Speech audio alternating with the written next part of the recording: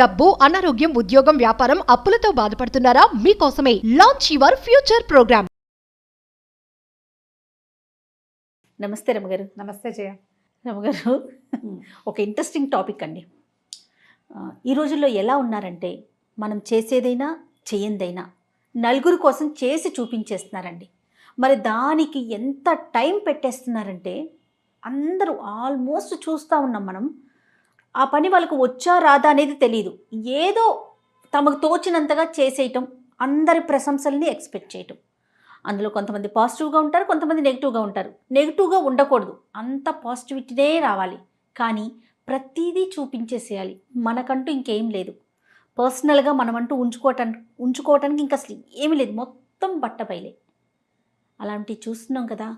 Next జనరేషన్కి, యూత్కి మరీ ముఖ్యంగా ఒక పక్కన క్రైమ్స్ అలాగే చూస్తున్నాం రమ్మగారు. రకరకాల క్రైమ్స్ అనమాట. అమ్మో, ఇలా కూడా జరుగుతున్నాయా అని ఒక పక్క భయంతో చచ్చిపోతున్నాం. నిజం చెప్పాలంటే పిల్లల్ని ఇంట్లో వదిలిపెట్టి రావాలంటే భయపడిపోతున్నాం. ప్రతిదీ పబ్లిక్ చేసేస్తున్నాం. ఇంకో పక్కన రెండూ మనమే చేస్తున్నాం. టెక్నాలజీని వాడుకోవాలి, తెలుసుకోవాలి, ముందుకెళ్ళాలి. కానీ దాన్ని మనం ఏ విధంగా ఉపయోగిస్తున్నాం అంటే ఎన్ని నష్టాలకి దారి తీస్తుంది కదా. ఇప్పుడు ప్రపంచం అట్లా ఉంది కదా జయ. ప్రపంచమే అట్లా ఉంది. నీకు పని లేని వాళ్ళు, ఖాళీగా ఉన్నవాళ్ళు, నిరంతరము ఎవరేం చేస్తున్నారో చూడడానికి ఆసక్తిగా ఉన్న వాళ్ళ సంఖ్య లక్షల్లో ఉంది. ఇప్పుడు లక్షల్లో. మనకి అవసరమైన విషయాన్ని గూగుల్ చేయాలి. ఎస్, టెక్నాలజీ ఉంది. ఏదైనా ఒక విషయం తెలుసుకోవాలి. నువ్వు ఒక ఎక్సర్సైజ్ చేస్తున్నావు, దీనివల్ల ఉపయోగం ఏంటి? ఓ మందు కొనుక్కున్నావు, ఈ మందు ఏమిటి, దీని వ్యవహారం. ఓ డాక్టర్ దగ్గరికి వెళ్ళావు, ఆయన ఏదో ఫలానా జబ్బు అని చెప్పారు, ఈ జబ్బు గురించి వివరం. ఓ పువ్వు చూసావు, ఎంతో బాగుంది, కానీ అదేం చెట్టో నీకు తెలియలే, అది కూడా నువ్వు గూగుల్ చేయొచ్చు. నీ గోర్లు పదే పదే విరిగిపోతున్నాయి, ఎందుకు విరిగిపోతున్నాయి, అది కూడా నువ్వు గూగుల్ చేయొచ్చు. అది కూడా ఎంతవరకు? మినిమం నాలెడ్జ్ తీసుకో. Minimum knowledge. కానీ ఎక్స్పర్ట్ దగ్గరికి వెళ్ళాల్సిందే కదా. ఖచ్చితంగా. కానీ మొదట ఒక బేసిక్ థింగ్, మనకు అవగాహన లేని, అస్సలు తెలియని విషయాన్ని గురించి కొంత ప్రశ్నించి తెలుసుకోవచ్చు. గూగుల్తో తప్పులేదు, అందరూ చేయొచ్చు. ఇప్పుడు ఉగాది పండగ, ఎవరెవరి ఇళ్లలో ఏమేం చేస్తున్నారు, ఎవరెవరు ఏమేం చేస్తున్నారు వాళ్ళంతా పెడుతుంటారు. ప్రతి వాళ్ళ ఇళ్ళు చూస్తాం మనం. అందరికీ నా పిల్లల పెంపకం, నా ప్రెగ్నెన్సీ, నా పిల్లాడి పెంపకం, నా పిల్లాడి డైలీ రొటీను, నా డైలీ రొటీను, నా పూజ, నా పునస్కారం. నేను కూడా చేశాను 1-2 వీడియోలు. నిరంతరం నేను చేయలేను, నా వల్ల కాదనుకో, అంత మాత్రం చేస్తాం.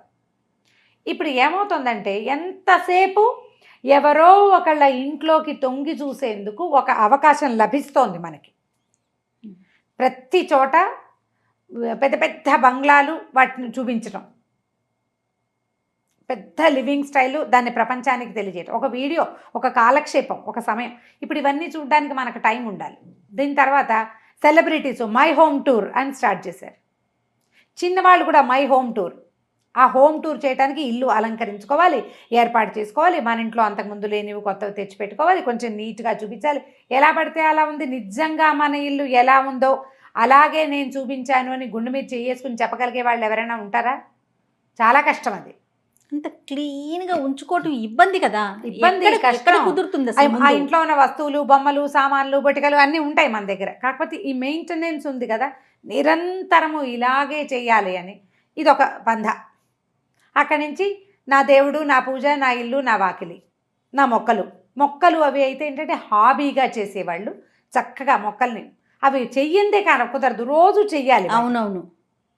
ఇప్పుడు ఈ హాబీస్ నుంచి మొదలుపెట్టి, హాబీ ఉపయోగపడే విషయాలతో పాటుగా అక్కర్లేని చెత్త విషయాలన్నీ ఇందులోకి వచ్చేసినాయి.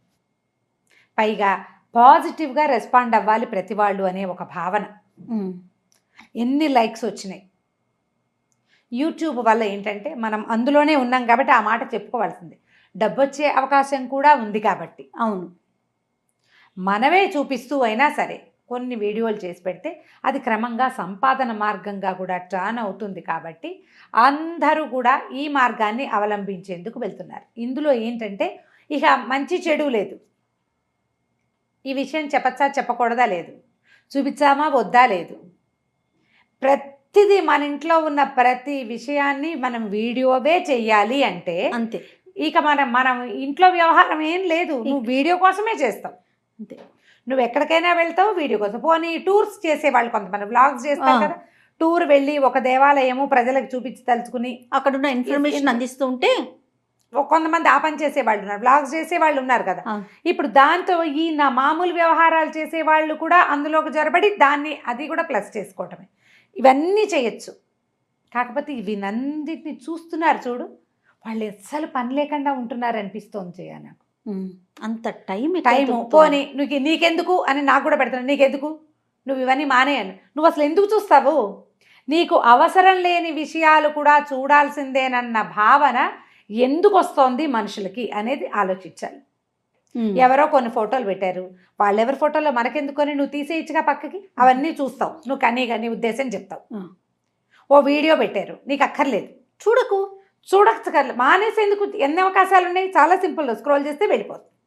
అది చూడడం, దాని మీద నీ ఉద్దేశం, నీ అభిప్రాయం, మీరు ఇవి చెయ్యొద్దు, మీరు ఇలా చేయకండి, మీరు ఇంట్లో కూర్చోండి, మీరు బట్టలు కట్టుకోకండి, లేకపోతే అదేదో చేయబోకండి, నీకెందుకు, నీ సోది వినలేక నిన్ను ఎవడు బలవంతం చేస్తాడు?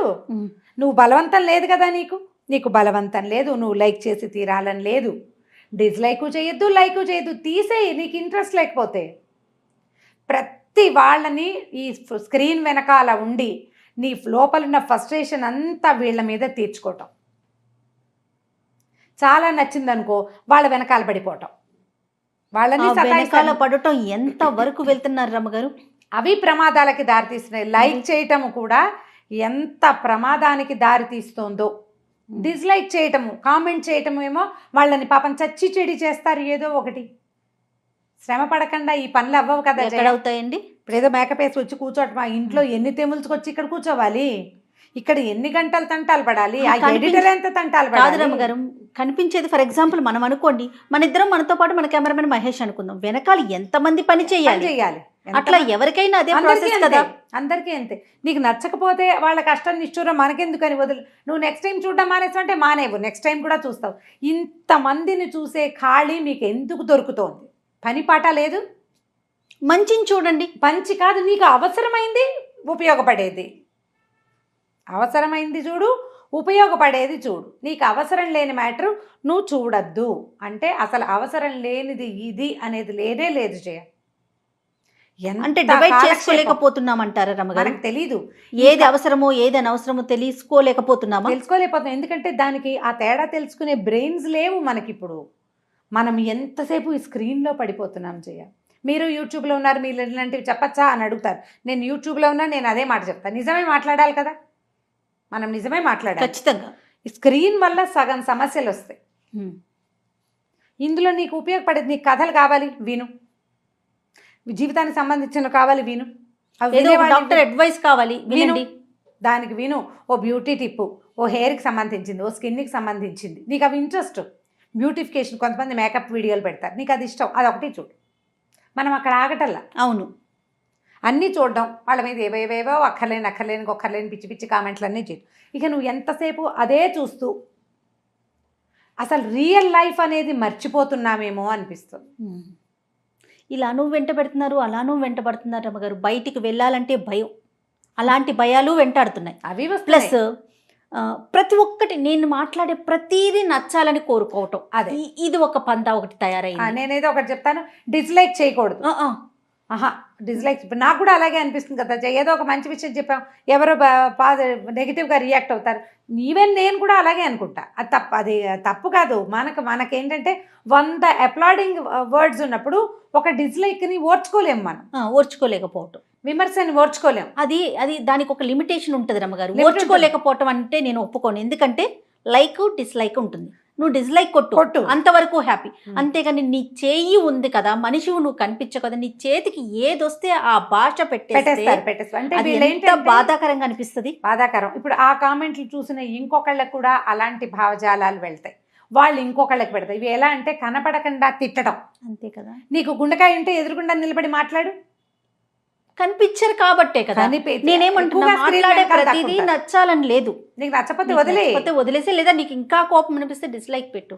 దానికి ఆ కామెంట్స్ ఏంటి? నోటికి వచ్చింది బూతులు కూడా అసలు అసలు గూగుల్ న్యూస్లో చూస్తుంటాం, కొన్నిటికైతే ఎన్ని పిచ్చి పిచ్చి కామెంట్.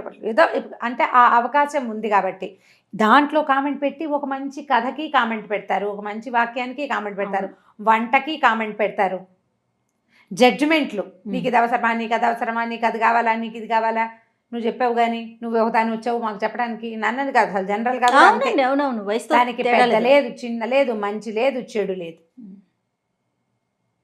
ఓ వంట చేసి చూపిస్తే ఆవిడ సౌందర్యం మీద దృష్టి, ఓ ఇల్లో వాకిలో చూపిస్తే నీకు ఇన్ని డబ్బులు ఎక్కడి నుంచి వచ్చాయి, నీకెందుకు, ఆవిడ ఇల్లు ఏదో చక్కగా అందంగా అలంకరించి చూపిస్తారు, చూపించిన వాళ్ళకి నీకు ఇన్ని డబ్బులు ఎలా వచ్చాయి, మీ ఆయన ఏం చేస్తే ఏం మాటలు, ఓర్చుకోలేనితనం. ప్రధానమైనది ఏంటంటే స్క్రీన్ వెనకాల దాక్కుని చేయాలనే దృక్పథం. అయితే ఓకే, ఇది కూడా కరెక్ట్ రమ్మగారి, ఇది కరెక్ట్. దీంతో పాటు మనకంటూ కొన్ని పర్సనల్స్ ఉంటాయి, దాన్ని కూడా మనము చూపించేస్తున్నామేమో, నలుగురికి తెలియచేసేస్తున్నామేమో అని అనిపిస్తూ ఉంటుంది నాకు. అంటే ఈ షో చేయటం అనేది మొదలు పెడితే కనుక ఆగదు జయ.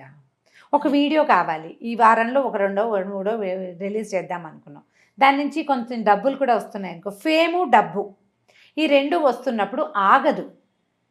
మరి మనకంటూ ఇంకా అసలు ఏం మిగులుతుంది రమ్మ? అంటే నువ్వు ఉంచుకో, నీకు ఇంట్రెస్ట్, నాకు అలా ఇంట్రెస్ట్ లేదు, నాకేం పర్సనల్ థింగ్స్ లేవు, నేను చూపిస్తానని అనిపిస్తుంది వాళ్ళకి.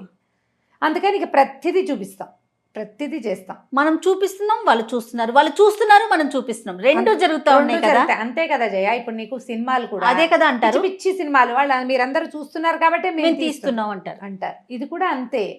మనం అసలు చేసుకోని పండగలు ఇప్పుడు ఎందుకు జయ, నువ్వు పెళ్ళిళ్ళకి తీసుకో, అసలు పెళ్ళిళ్ళకి కానీ ఓణీల ఫంక్షన్లు కానీ మనం హల్దీలు మెహందీలు సంగీతులు మన ఊళ్ళల్లో ఉన్నాయా? ఉండవు. ఇప్పుడు ప్రతి వాళ్ళు సంగీతులు, పెళ్లిలో సంగీత కోసం అందరూ డ్యాన్సులు నేర్చుకోవటం, ఆ డ్యాన్స్ ఆ పెళ్లిలో చేసే ప్రతిదాన్ని యూట్యూబ్లో పెడుతున్నారు, ప్రతిదాన్ని. అసలు లేనే లేవు మనకి మన పెళ్లి వేడుకలు సంప్రదాయబద్ధమైన వేడుకలు ఇప్పుడు మనం హిందీ వాళ్ళవి చేసేస్తున్నాం. అవును, అన్నీ సినిమాటిక్కే, వాళ్ళు కూడా అంత సినిమాటిక్గా చెయ్యరు. వాళ్ళ సినిమాల వల్ల ఇంకొంచెం వాళ్ళు పెంచారు డోసు, మనం కూడా పెంచాం. ఇప్పుడు మామూలు ఇళ్లల్లో కూడా సీమంతాల వేడుకలు కూడా ఎంత గ్రాండ్గా, వీడియోల కోసమే ఆ ఖర్చు అంతా. చిన్న చిన్న వాటిని కూడా పెద్దవి చేసుకున్నాం. అంటే ఇలా వేడుకలు చేసుకోవటం ఏమీ తప్పు కాదమ్మా, ఏం తప్పు కాదు, సంపాదించుకోవాలి, అది తప్పు కాదు. కానీ కాకపోతే ఎక్కడో ఒక చిన్న హద్దు అనేది ఒకటి ఉంటుంది, అది ఎక్కడుందో ఆలోచించుకుని అక్కడ పెట్టుకోవాలి. డే బేబీ నుంచి పిల్లల్ని చూపిస్తున్నారు, 1 డే బేబీ దగ్గర నుంచి ప్రతిరోజు వాడిని నిద్ర లేవటం, వాడు కూర్చోవటం, వాడు నుంచోవటం, వాడు నడవటం, వాడు అంటాం, వాడు అంటాం, వాడితో నేను. మీరు ఇంకా బేబీ నుంచి మాట్లాడుతున్నారు కదా, ప్రెగ్నెన్సీ డే 1 నుంచి కూడా చూపించేస్తున్నారు రమ్మగారు. బై మిస్టేక్ ఏదైనా జరిగితే ఇట్లా జరిగిందనేది కూడా ఒక వీడియో, నేను ప్రెగ్నెంట్ని బై మిస్టేక్ అయ్యింది, అదొక వీడియో. అంటే ఇది ఎవరినో కించపరచడం అని కాదు, కానీ ఏంటంటే ఇప్పుడు నేను ఇంకోటి చెప్తా జయ, దీంట్లో వీళ్ళు ఇలా చేస్తే ఇన్ని రకాలు చూస్తుంటామా. మొన్న ఎవరో తెలిసిన అమ్మాయి వచ్చింది ఊరి నుంచి, దానికి February 2 వచ్చానని చెప్పడం కూడా, February 2కి వచ్చాను అంటే నేను 10కి వెళ్ళిపోతా. 2కి రావటం 10 అంటే నాకు టైం అనుకున్నాను నేను. February 2 10th వెళ్ళిపోతుంది. ఓకే, ఆ సాధారణ భాష కూడా అమ్మాయికి తెలియదు.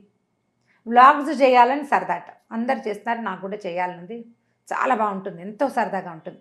ఇంటర్మీడియట్ పిల్లలు, 10th క్లాస్ పిల్లలు, 8th క్లాస్ పిల్లలు, 5th క్లాస్ పిల్లవాడు ఒకడు, వాడు తన కథలొచ్చు తన వీడియో రిలీజ్ చేయాలనుకుంటున్నాడు. మీరు నాకు కూడా కొంతమంది పెడుతుంటారు, మీరు నన్ను ఎంకరేజ్ చేయండి, నేను వంట చేసి పెడుతున్నాను. మాకు చుట్టాల పిల్లల్లో కూడా ఆడపిల్లలు 2-3 కిచెన్ ఏవో మొదలు పెట్టుకున్నారు. సీరియస్గా చేయట్లేదు, కానీ వాళ్ళని ఎంకరేజ్ చేయాలి. ప్రతి వాళ్ళని ఎంకరేజ్ చేసేసేయాలి, అది కూడా కోరుకుంటున్నారు. అదొక సంపాదన మార్గం వీళ్ళకి. మీకెన్నో నన్నైతే ఓపెన్గా అడిగే వాళ్ళు ఉన్నారు జయ, అసలు ఈ మాట అడగచ్చా అని మొహమాట పట్టాలి, అస్సలు లేదండి. పెద్దవాళ్ళు ఈవిని అడగటం ఏంటి అని కూడా అడగటం. మీకు ఎంత వస్తుంది, మీకు ఎంత ఇస్తారు, మీకేమొస్తుంది? అబ్బో యూట్యూబ్లో లక్షలు సంపాదిస్తున్న వాళ్ళు ఉన్నారు కదా, మీకు అంతే.